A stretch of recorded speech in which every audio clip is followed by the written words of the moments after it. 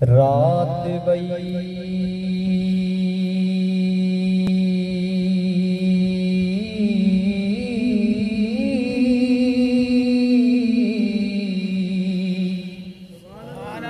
अदा रात वई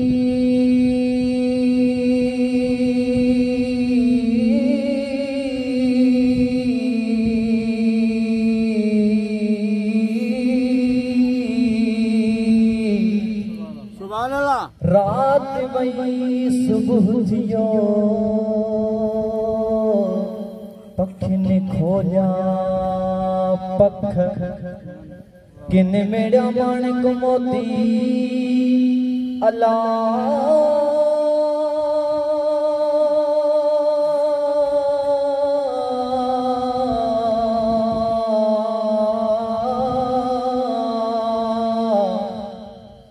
किन मेरा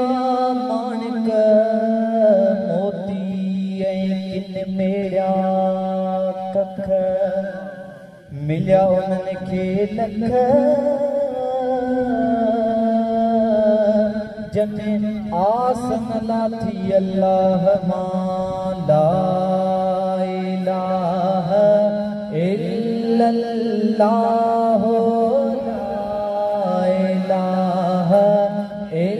इल्लल्लाह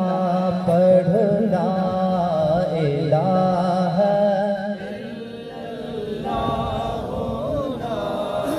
इलाहा इल्लल्लाह पढ़ ला इलाहा इल्लल्लाह ला इलाहा इल्लल्लाह ला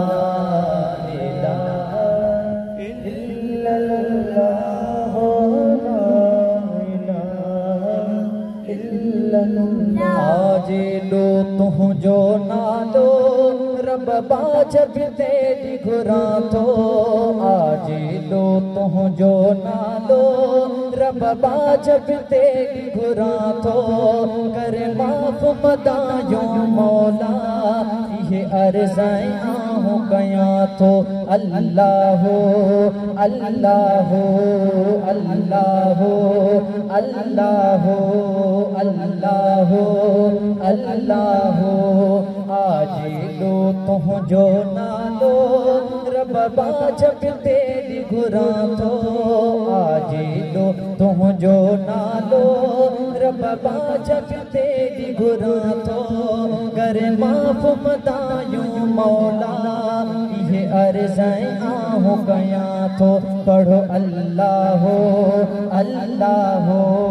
अल्लाह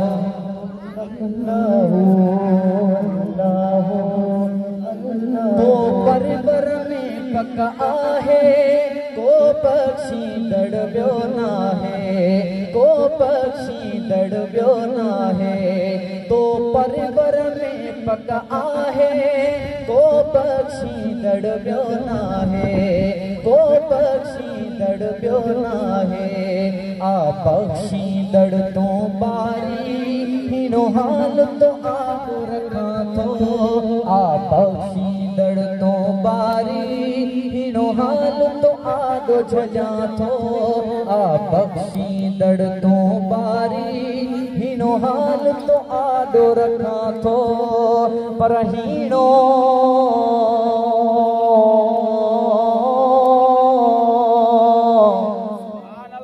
बुलंदा साथ मत के सुभान अल्लाह अदहीनो मुझे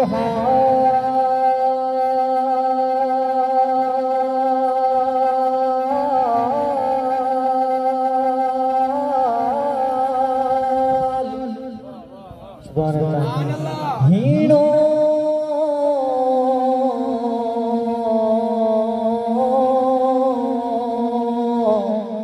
हीनो मुझो अल्लाह मुझी बोली बोली तू दबंगर पे अंद अदा ओ तो आदो छल में झोली परक जमाले का सब सोली तुझे आसरे पर पखी ऐं फकीर